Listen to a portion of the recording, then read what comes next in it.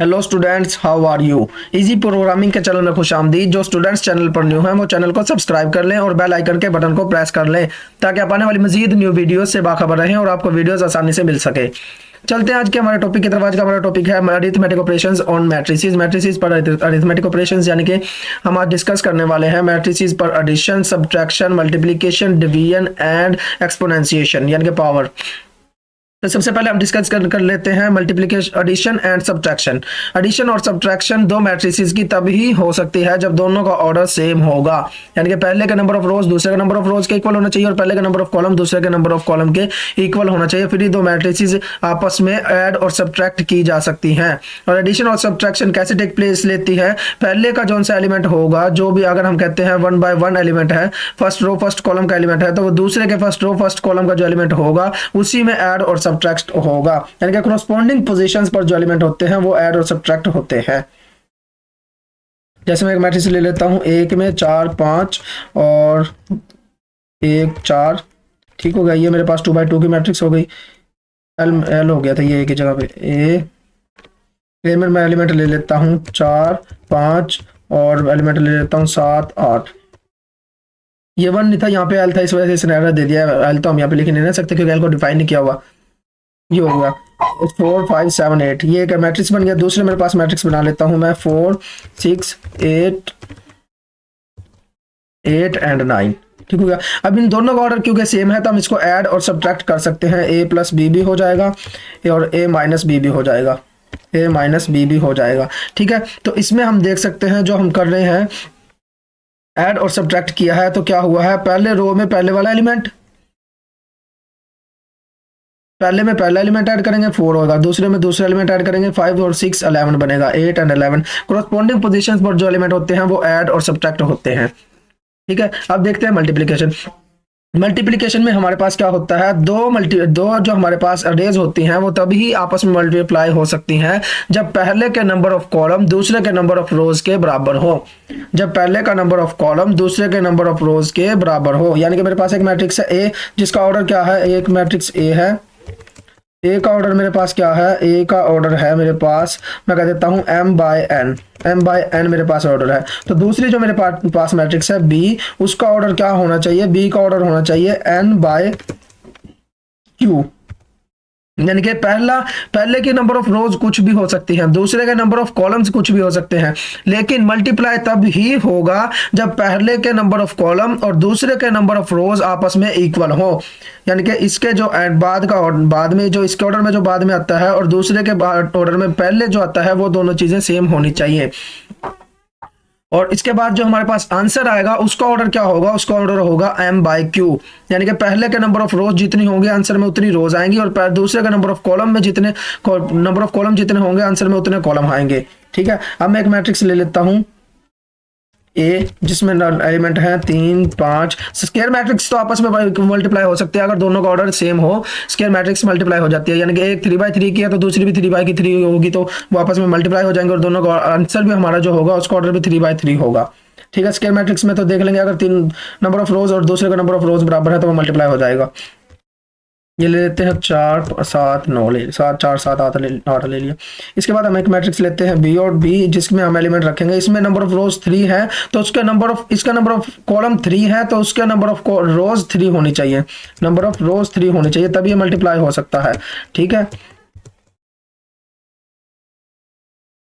अब इसका number of रोज कितने हैं, नंबर ऑफ कॉलम कितने हैं 3 है और इसका नंबर ऑफ रोज कितने हैं 3 है। तो पहले का नंबर ऑफ कॉलम और दूसरे का नंबर ऑफ रोज हमारे पास इक्वल है तो ये आपस में मल्टीप्लाई हो सकते हैं। पहले का नंबर ऑफ कॉलम 3 है और इसके नंबर ऑफ रोज 3 है तो ये आपस में मल्टीप्लाई हो सकते हैं, ठीक है। अब जो पहले में हमने देखा है, पहले में इसमें कितनी रोज हैं 2 है और इसमें कॉलम कितने हैं 2 है, तो हमारा जो आंसर आया है पहले का नंबर ऑफ रोज के बराबर है और दूसरे का नंबर ऑफ कॉलम के बराबर है, ये हमारे पास होगा, ठीक है। यानी कि पहले में जितनी रोज होंगे आंसर में उतनी रोज होंगे और दूसरे में जितने कॉलम होंगे आंसर में उतने कॉलम होंगे। और अगर हम चाहते हैं नहीं, हम मल्टीप्लाई करते हैं 3 को 3 5 और 6 8, इस मैट्रिक्स को हम दोनों में से किसी से मल्टीप्लाई करते हैं तो हम देख सकते हैं पहले का जो हमारा नंबर ऑफ रोज है, पहले का नंबर ऑफ कॉलम कितनी है, पहले का नंबर ऑफ कॉलम 3 है, पहले के नंबर ऑफ कॉलम कितनी है 3 है, तो ये बी सी से मल्टीप्लाई सी से मल्टीप्लाई, इससे मल्टीप्लाई नहीं होने वाला, इससे मल्टीप्लाई नहीं होने वाला, क्योंकि उसका नंबर ऑफ कॉलम 3 है और इसका नंबर ऑफ रोज 2 है, तो ये मल्टीप्लाई नहीं होगा। लेकिन इसमें हम देखते हैं, इसमें नंबर ऑफ कॉलम कितने हैं, 2 है, नंबर ऑफ कॉलम 2 है, और इसमें देखते हैं नंबर ऑफ रोज कितने हैं, 2 हैं, तो ये आपस में मल्टीप्लाई हो सकता है। बी को हम मल्टीप्लाई कर सकते हैं ए एन से, ये आपस में मल्टीप्लाई हो जाएगा। ठीक है, नंबर ऑफ रोज हमारी पहले की दूसरे नंबर ऑफ कॉलम और दूसरे का नंबर ऑफ रोज इक्वल होंगे तो वो आपस में मल्टीप्लाई हो सकते हैं। ये हमारे पास होती है अल्जेब्रिक, अलजेब्रा में हम ऐसे मल्टीप्लाई करते हैं। ठीक है, पहले जो ये होता है, एक फर्स्ट रो को फर्स्ट कॉलम से, फिर सेकंड कॉलम से, फिर थर्ड कॉलम से, इसी तरह सेकंड रो को पहले फर्स्ट कॉलम से, फिर सेकंड कॉलम से, फिर थर्ड कॉलम से, ऐसे मल्टीप्लाई करते हैं। एक हमारे पास होती है एलिमेंट बाय एलिमेंट मल्टीप्लिकेशन।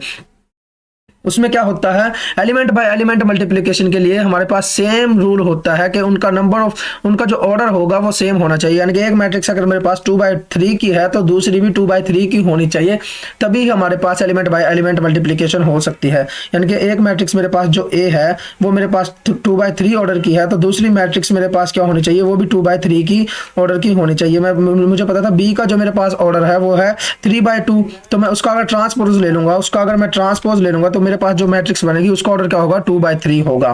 ठीक है, तो ये 2/3 हो गया। सी, ए का ऑर्डर भी यही है मेरे पास और सी का ऑर्डर भी यही है। अब इस पे एलिमेंट बाय एलिमेंट मल्टीप्लिकेशन हो सकती है। एलिमेंट बाय एलिमेंट मल्टीप्लिकेशन के लिए दोनों का ऑर्डर सेम होना चाहिए, दोनों का ऑर्डर, नंबर ऑफ रोज भी उतनी, नंबर ऑफ कॉलम्स भी उतनी। अब जब मैं इस पे एलिमेंट बाय एलिमेंट मल्टीप्लिकेशन करूंगा तो ये क्या करेगा, पहले के एलिमेंट को पहले एलिमेंट से मल्टीप्लाई करेगा, दूसरे एलिमेंट को दूसरे से मल्टीप्लाई करेगा, इसी तरह इसके तीसरे एलिमेंट को तीसरे से मल्टीप्लाई करेगा, चौथे एलिमेंट को चौथे से मल्टीप्लाई करेगा। ए मल्टीप्लाइड बाय सी।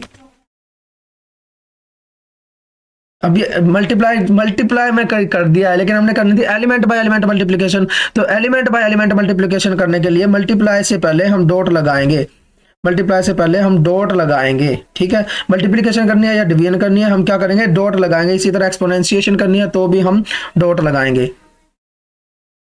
ये 3 3 9 हो गया, इसी तरह 5 6 30 हो गया, ये 5 6 30 हो गया। तो ये एलिमेंट बाय एलिमेंट मल्टीप्लिकेशन के लिए स्टैटिक से पहले हमें डॉट लगाना पड़ता है।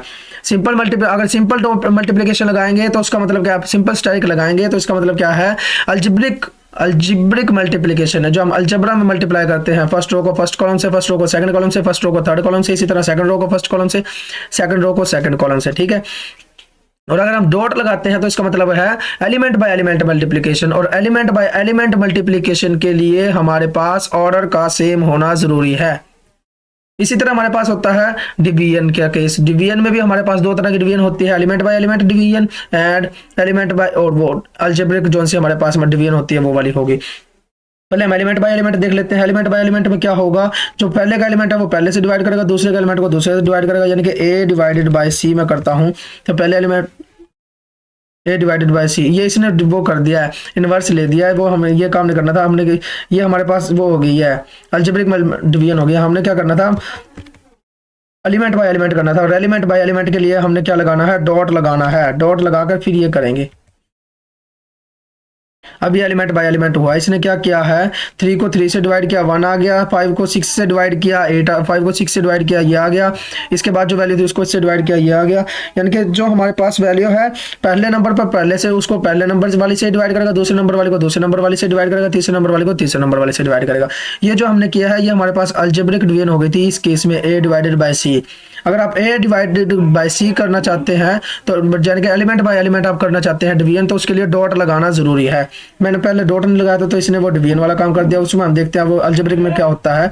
अलजेब्रिक को डिस्कस करने से पहले हम 2-3 कंसेप्ट जो से हैं वो दिमाग में ले आते हैं। सबसे पहले आइडेंटिटी मैट्रिक्स। आइडेंटिटी मैट्रिक्स हमारे पास क्या होती है, आइडेंटिटी मैट्रिक्स वो होती है जिसको किसी भी मैट्रिक्स से मल्टीप्लाई करें तो हमारे पास जवाब क्या आता है, वही मैट्रिक्स आती है। यानी कि मेरे पास आइडेंटिटी मैट्रिक्स जो होती है उसको किसी भी मैट्रिक्स से मल्टीप्लाई करो तो जवाब क्या आएगा, वही मैट्रिक्स आएगी,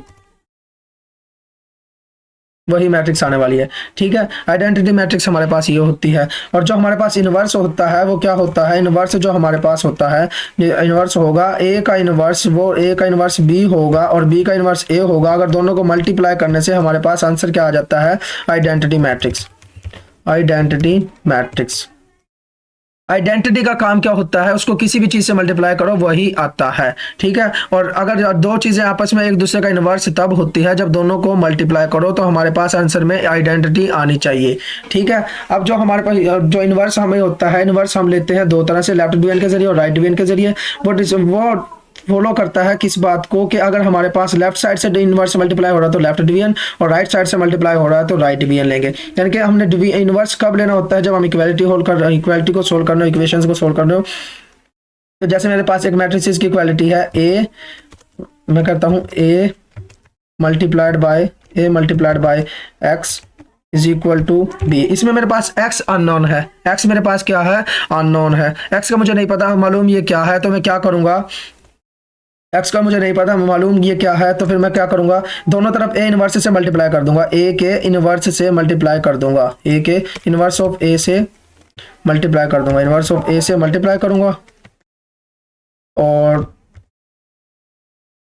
दोनों तरफ इनवर्स ऑफ a से मल्टीप्लाई करेंगे, इनवर्स ऑफ a से मल्टीप्लाई कर दूंगा। ये अभी मैं कमेंट में लिख रहा हूं, तो कमेंट में जो भी लिखा जाता है वो हमारे पास एग्जीक्यूट नहीं होता, जो मर्जी लिखा जाए, ठीक है ना। तो ये हो गया बी, इस तरफ क्या था मेरे पास, बी था, हाँ ठीक है। दोनों तरफ मैंने मल्टीप्लाई किया इनवर्स ऑफ a से। अब इनवर्स ऑफ a से मैंने a को मल्टीप्लाई किया है, तो मेरे पास क्या बनेगा, ये बन जाएगा आइडेंटिटी मैट्रिक्स। आइडेंटिटी मैट्रिक्स को जब मैं x से मल्टीप्लाई करूंगा तो मेरे पास वही रहेगी। पहले मैंने क्या किया, इनवर्स ऑफ a को a से मल्टीप्लाई किया है। मैंने कहा था जब एक इनवर्स को अपने नंबर को अपने इनवर्स से मल्टीप्लाई किया जाता है तो जवाब क्या आता है, आइडेंटिटी। जब इसका फाइनल आंसर आइडेंटिटी होगा और आइडेंटिटी को मैं x से मल्टीप्लाई करूंगा तो मेरे पास जवाब क्या आएगा, x ही आएगा। x बराबर हो जाएगा inverse of a multiplied by b, ठीक हो गया। x बराबर हो जाएगा inverse of a multiplied by b, ये बन गया। तो अब मैंने जब इसको एग्जीक्यूट करना होता है तो मैं क्या लिखूंगा, इसको लिखने के लिए मैं क्या करूंगा, x बराबर a divided by a, left division करेंगे। अब कौन सी वाली बोला, लेफ्ट डिवीजन करेंगे, a लेफ्ट डिवीजन और b, a के बाद लेफ्ट डिवीजन और इसके बाद लिखेंगे b। इसके बाद इसी तरह हमारे पास एक, अगर हमारे पास अननोन क्या हो, x पहले, अननोन पहले हो और नन हमारे पास बाद में हो, क्योंकि हमारे पास अननोन और नन का मतलब क्या है, दो मैट्रिक्स है हमारे पास, एक ए मैट्रिक्स है और एक बी मैट्रिक्स है। और मैट्रिक्स हमारे पास कम्यूटेटिव नहीं होती, यानी कि ए बी, एक मैट्रिक्स ए है दूसरी मैट्रिक्स बी है, तो ए को बी से मल्टीप्लाई करने से जो आंसर आएगा वो बी को ए से मल्टीप्लाई करने के बराबर नहीं होगा। ए मैट्रिक्स में ए बी कभी भी बराबर, ए बी कभी भी बराबर नहीं होते कभी भी बी ए के, ठीक है। ए बी और बी ए बराबर नहीं होते। इस वजह से अगर हमारे पास ये लिखा हुआ है बी एक्स मल्टीप्लाइड बाय ए, तो ये इसके ऊपर वाली एक्सप्रेशन के बराबर नहीं है, इज इक्वल टू बी, आपस में बराबर नहीं है। इनवर्स ऑफ, अब मुझे जब x निकालना है तो मैं क्या करूंगा, x पहले ऐसे लिखा रहेगा, मल्टीप्लाई करूंगा a को किससे, इनवर्स ऑफ, दोनों तरफ मैं इनवर्स ऑफ a से मल्टीप्लाई कर देता हूं, is equal to b multiplied by inverse of a, ठीक है। दोनों तरफ इनवर्स ऑफ a से मैंने मल्टीप्लाई कर दिया, इनवर्स ऑफ a से मल्टीप्लाई किया तो ये इनवर्स ऑफ a से मल्टीप्लाई होगा, मेरे पास क्या बचेगा, आइडेंटिटी को x से मल्टीप्लाई करूंगा तो क्या बचेगा, x, इस तरह बचेगा x और इस तरह बचेगा b multiplied by inverse of A. तो अब जब मैंने इसमें लिखा है तो अब मैंने क्या किया है, राइट साइड पे इनवर्स ऑफ ए है तो मैं ये लिखूंगा x is equal to A B left division A, ठीक हो गया, b लेफ्ट डिवीजन a। इसका मतलब क्या है, b into inverse of a, इसका मतलब क्या है, a इनवर्स इंटू b, यानी कि जिस तरफ अगर लेफ्ट डिवीजन होगी तो लेफ्ट वाले का इनवर्स होगा और राइट डिवीजन होगी तो राइट वाले का इनवर्स होगा। अब ये लेफ्ट डिवीजन है तो इसका मतलब क्या है, लेफ्ट वाले का इनवर्स, लेफ्ट में क्या है a, तो a का इनवर्स इंटू b, यहाँ पे हमने ये देखा ना inverse of a into b है ना। तो मैटलैब को कैसे पता लगेगा, मैटलैब को पता लग जाएगा अगर हमने लेफ्ट डिवीजन दी है तो लेफ्ट डिवीजन का मतलब क्या है, लेफ्ट वाला जो है इसका इनवर्स लेना है, और राइट डिवीजन दी है तो इसका मतलब क्या है, राइट वाले का इनवर्स लेना है।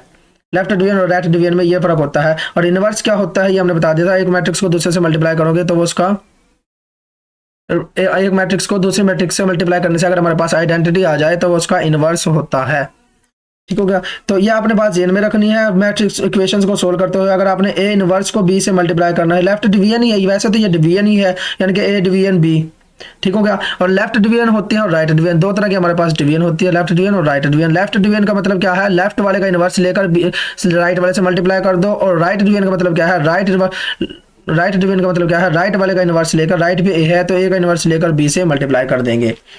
ठीक हो गया इनवर्स का।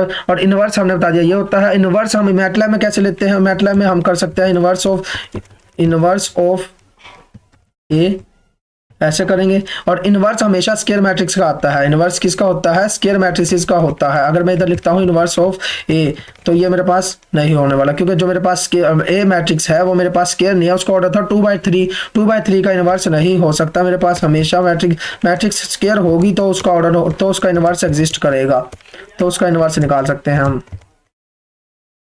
ठीक है, अब मैं ए का इनवर्स निकाल सकता हूँ। ए का इनवर्स दो तरीकों से निकाला जा सकता है। अगर एक तो उसकी माइनस में पावर ले लें, माइनस में इसकी पावर ले ली, तो भी ए का इनवर्स आ जाएगा। या फिर इनवर्स ऑफ ए लिख दें, ये इसका इनवर्स आ गया। या फिर इनवर्स ऑफ ए लिख दें, ठीक है, तो भी वही आंसर इसका इनवर्स दे देगा। ये वही आंसर, सेम आंसर आ गया। ए को पावर कर दें -1, और या फिर ए की पावर ले लें आप, ए में इनवर्स ले लें, तो वही आंसर आ जाएगा। ठीक होगा, ये हमारे पास डिवीजन का कंसेप्ट हो गया। डिवीजन के बाद हम कर लेते हैं एक्सपोनेंशिएशन। एक्सपोनेंशिएशन भी दो तरह की होती है। एक हमारे पास क्या होती है, यानी कि एक मेरे पास मैट्रिक्स है मेरे पास ए, और ए का स्क्वायर है। ए का स्क्वायर हमारे पास दो तरह का हो सकता है। एक हमारे पास जो से अलजेब्रिक मल्टीप्लिकेशन होती है वही वाली, और दूसरी एलिमेंट बाय एलिमेंट मल्टीप्लिकेशन। ठीक है, ए की पावर कुछ भी है, एक्सपोनेंशिएशन कर देना, ए की पावर कुछ भी हो सकती है। तो इसका मतलब क्या है, एक हमारे पास जो लीनियर मल्टीप्लिकेशन, लीनियर अलजेब्रा में जो हमारे पास होती है, उसमें क्या होता है, एक मैट्रिक्स की पावर n है, तो इसका मतलब क्या है, उस मैट्रिक्स को आपस में n टाइम्स मल्टीप्लाई किया गया है, उस मैट्रिक्स को आपस में मल्टीप्लाई किया गया। यानी कि अगर ए का स्क्वायर होता तो इसका मतलब क्या था, एक ए को दूसरे ए से मल्टीप्लाई किया गया है। यानी कि ए की फर्स्ट रो को ए के सेकंड कॉलम से मल्टीप्लाई किया, फिर ए की फर्स्ट रो को सेकंड कॉलम से मल्टीप्लाई किया, फिर ए के फर्स्ट रो को थर्ड कॉलम से मल्टीप्लाई किया गया। इसी तरह ए की दूसरी रो को ए के पहले कॉलम से मल्टीप्लाई किया, फिर दूसरे कॉलम से, फिर तीसरे कॉलम से, इसी तरह मल्टीप्लाई किया। लीनियर अलजेब्रा वाली मल्टीप्लिकेशन होगी। और अगर आप एलिमेंट बाय एलिमेंट करते हैं तो उसमें क्या होगा, पहले एलिमेंट का स्क्वायर होगा, फिर दूसरे एलिमेंट का स्क्वायर, फिर तीसरे एलिमेंट का स्क्वायर। ठीक है, जैसे मैं ए ले लेता हूँ, एक मेरे पास मैट्रिक्स है 3 5, और जो आपके पास स्क्वायर यानी कि जो सी आम मल्टीप्लिकेशन, लीनियर अलजेब्रा वाली मल्टीप्लिकेशन होती है, वो आपके पास कब मल्टीप्लाई हो सकती है, जब स्क्वायर मैट्रिक्स होगी तब ही वो आपस में मल्टीप्लाई हो सकते हैं। स्क्वायर मैट्रिक्स के अलावा आपके पास वो मल्टीप्लाई नहीं होंगे।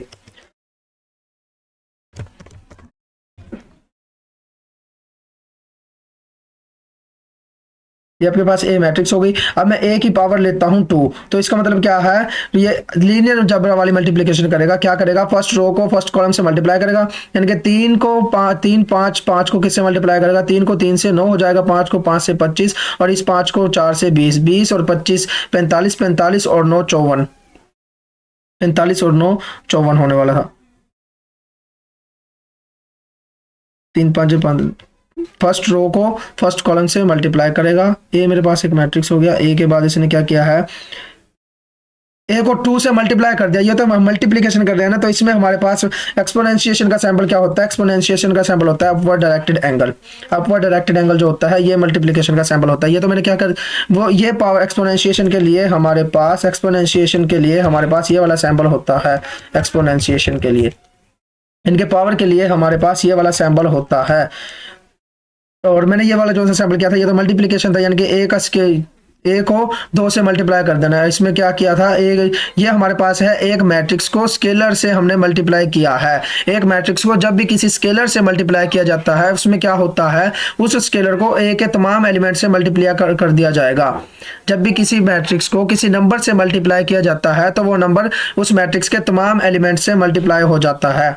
यानी कि मैंने 2 से इस मैट्रिक्स को मल्टीप्लाई किया, तो ये 2 इससे मल्टीप्लाई हो जाएगा, 3 से, 2 5 से मल्टीप्लाई हो जाएगा, 2 5 10, 2 को 5 से मल्टीप्लाई करेंगे, 2 5 10, 2 को 5 से मल्टीप्लाई करेंगे, 2 5 10, 2 को 6 से, 2 6 12। ये है स्केलर को जब हम एक मैट्रिक्स के मल्टीप्लाई करते हैं, तो ये काम हो गया। इधर हमने मल्टीप्लिकेशन यानी कि किया ना, ये मैं बताया नहीं था, चलो इस बार ने ये भी हो गया। लेकिन अब मुझसे ये एरर कैसे आया, जो मैंने एक्सपोनेंशिएशन का सैंपल था उसकी बजाय मैंने मल्टीप्लाई कर दिया। ये हमारे पास होता है ह्यूमन एरर कहते हैं इसको। तो ये हमने क्या किया है, एक्सपोनेंशिएशन की बजाय मल्टीप्लिकेशन का सैंपल यूज कर दिया है। ये जो हमारे पास एक्सपोनेंशिएशन का सैंपल है इधर ऐसा होता है, तो यही वाला होना चाहिए आपका डायरेक्टेड एंगल। अब मैं ए का स्क्वायर लेता हूँ, ए की पावर में करता हूँ 2, ए का स्क्वायर, तो पहला एलिमेंट मेरे पास 54 होने वाला है, पहला एलिमेंट 54 हो गया, यानी कि फर्स्ट रो को फर्स्ट कॉलम से, फर्स्ट रो को सेकंड कॉलम से, फर्स्ट रो को थर्ड कॉलम से, इसी तरह फिर सेकंड रो को फर्स्ट कॉलम से, फिर सेकंड कॉलम से, फिर थर्ड कॉलम से, ऐसे मल्टीप्लाई करने से हमारे पास ये आएगा।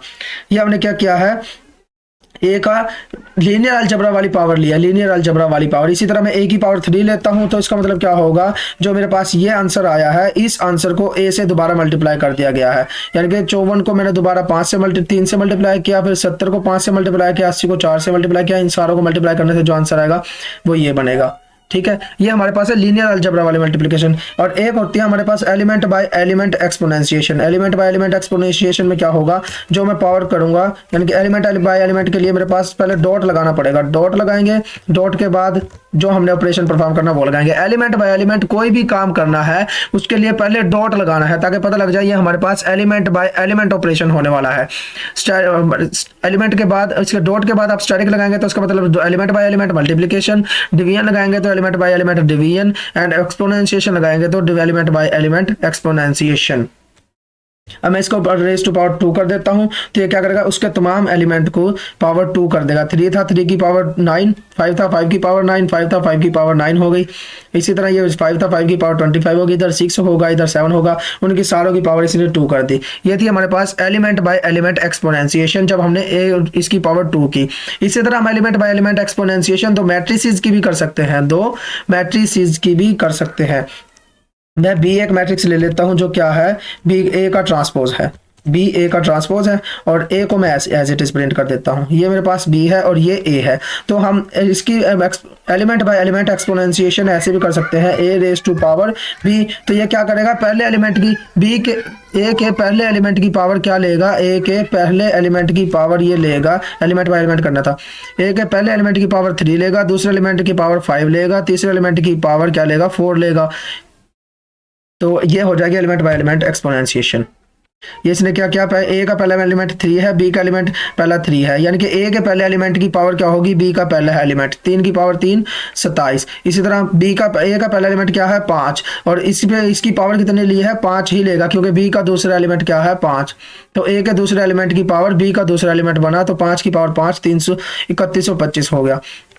इसी तरह 5 की, ए का पहला तीसरा एलिमेंट क्या है, 5, और बी का तीसरा एलिमेंट क्या है, 4, 5 की पावर 4, इसका मतलब क्या है, 625।